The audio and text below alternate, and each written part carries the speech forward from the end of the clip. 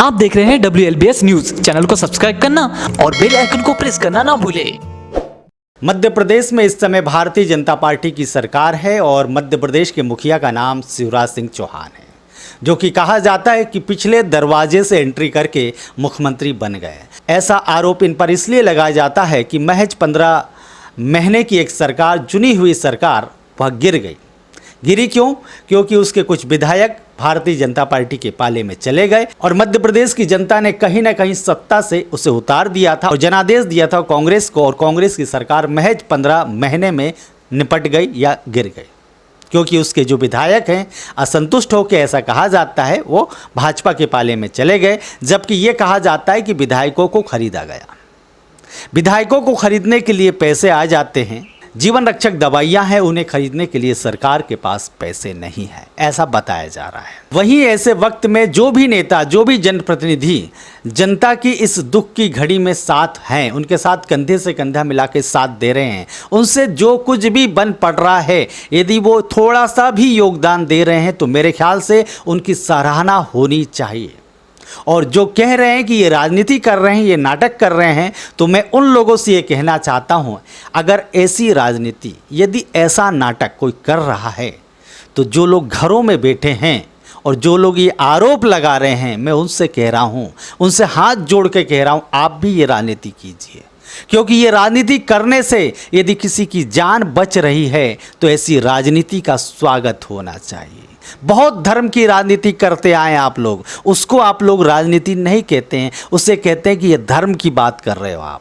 तो मैं आपसे कह रहा हूं, जब उसको आप राजनीति नहीं कहते, उसको आप अपने आप को कहते हो कि ये हमारा धार्मिक काम है, तो मैं आपसे कह रहा हूं, ये मानव सेवा कीजिए। इससे बड़ा कोई धर्म नहीं है आज के दौर में। इसलिए आपसे भी कह रहा हूं, यदि वो नाटक कर रहे हैं, यदि वो राजनीति कर रहे हैं, तो आप चुप क्यों हैं?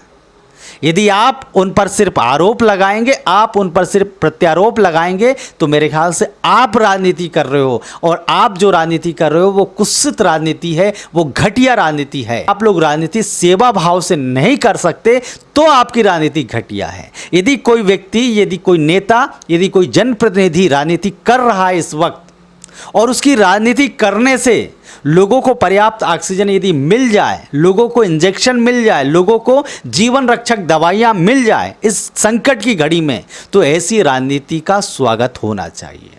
दोस्तों, मैं बात कर रहा हूं मध्य प्रदेश के छिंदवाड़ा जिले की। और जो विपक्षी पार्टी है कांग्रेस, उसके 7 विधायक छिंदवाड़ा जिले में हैं, और वो 7 विधायक इस समय हम देख रहे हैं शासन और प्रशासन की नकेल कस रहे हैं। शासन और प्रशासन को उनके कर्तव्यों के बारे में जागृत कर रहे हैं, कहीं ना कहीं उन्हें बता रहे हैं कि उन्हें क्या काम करना चाहिए, मरीजों को क्या तकलीफ हो रही है। छिंदवाड़ा जिले के जो नागरिक हैं, जो भी कोरोना से संक्रमित हो रहे हैं, उनके परिवार को या मरीजों को क्या तकलीफ हो रही है, ये याद दिला रहे हैं किसी न किसी माध्यम से।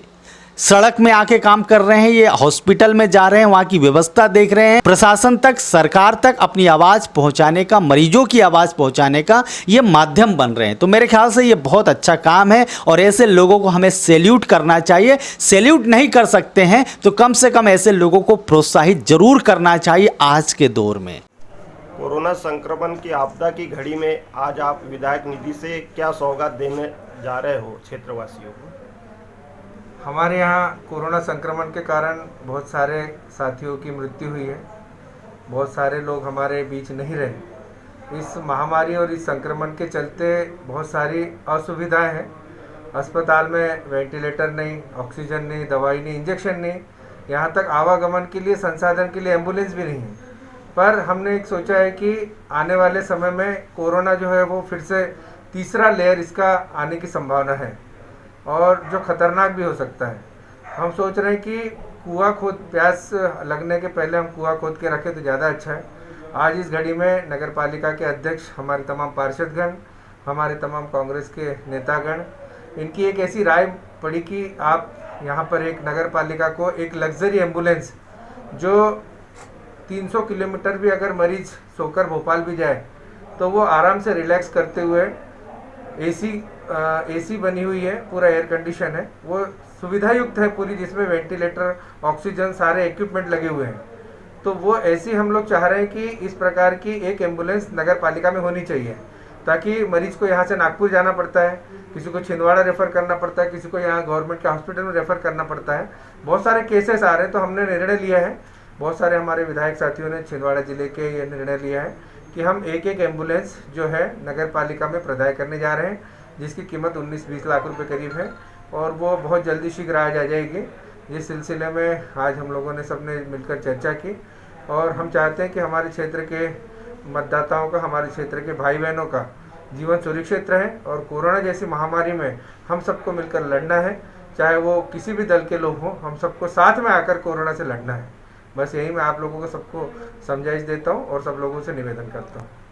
जब राजनेता अपने घरों में बैठे हुए हैं, जब राजनेता को लोगों की सेवा से मतलब नहीं है, सिर्फ चुनाव जीतने से मतलब है, और उस दौरान में कुछ लोग ऐसे खड़े हो रहे हैं, तो उनकी चर्चा और उनकी सराहना ज़रूर होनी चाहिए। लेकिन एक बार फिर से मैं कह दूं, जो लोग यदि ऐसा काम कर रहे हैं कि जो कर्तव्य हैं उन कर्तव्यों का निर्वहन कर रहे हैं, तो मेरे ख्याल से ये कोई एहसान भी नहीं है। लेकिन आज के दौर में यदि कोई ऐसा काम कर रहा है और जब पीड़ित परिवार को आवश्यक चीज़ें मिल जा रही है, उसके लिए तो एहसान साबित हो ही रहा है। छिंदवाड़ा जिले के जो सांसद हैं नकुल नाथ और उनके पिता जो मध्य प्रदेश के पूर्व मुख्यमंत्री रह चुके हैं, भूतपूर्व मुख्यमंत्री हो गए हैं कमलनाथ जी, वे इस जिले में, छिंदवाड़ा जिले में काफ़ी काम कर रहे हैं। अभी तक छिंदवाड़ा जिले में उन्होंने 83 टन ऑक्सीजन हॉस्पिटलों में पहुँचाई है। कहीं ना कहीं ये अच्छा काम है, सराहनीय पहल है। इसके अलावा छिंदवाड़ा ज़िले में लोगों को जो रेमडेसिविर इंजेक्शन जो मिलना